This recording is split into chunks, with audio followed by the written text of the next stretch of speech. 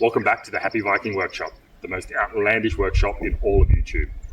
Today, I'm standing next to a 1986 Toyota Crown. Now this thing back in the day was designed to take on the S-Class Mercedes and the 7 Series BMW, and it does a pretty damn good job.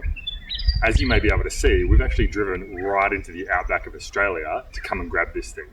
And today, we're actually going to go through, make sure it's safe, and we're going to drive the 9 hours home, and hopefully she makes it. Let's have a look and see what we need to do.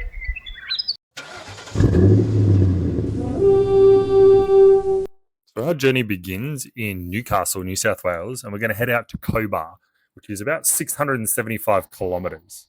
So I packed up my best mate and the ute and the trailer, and off we head. Now this is one of the most beautiful scenic drives I have ever done in my life. There's hills, there's valleys, there's mountains, there's everything. It's such a cool spot and such a cool place to go. So I'd recommend it. After about 9 hours, we ended up getting to Cobar, which is way, way out west in the outback. And here she is. This is the Toyota Crown. This is what we came all this way for. And she's in pretty good nick for a car that's 40 years old. So we're going to start off by having a look at the tyres. I checked the tread pattern, the tyre pressure, the wear pattern, if there's anything unusual there, any cracks, splits, even the age of the tyres. But these ones are actually in pretty good condition, so not too bad.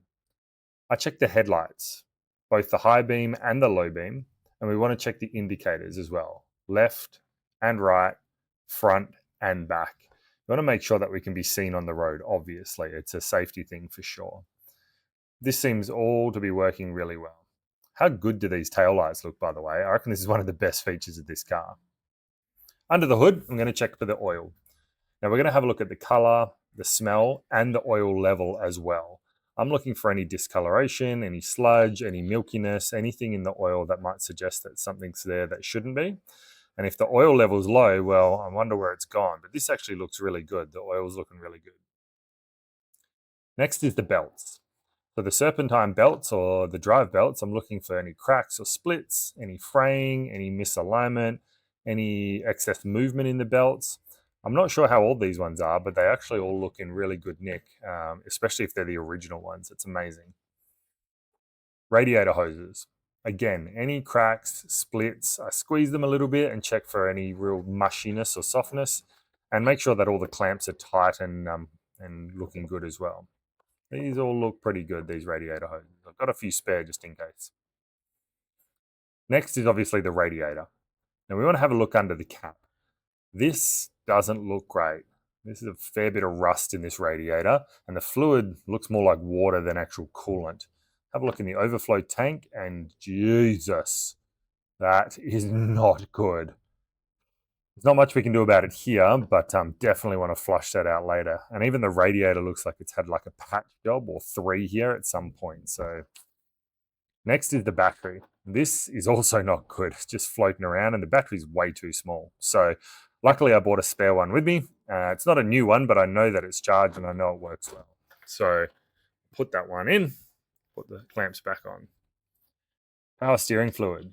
Again, fluid level, fluid color. This one should be red, and it is, and it's looking really good.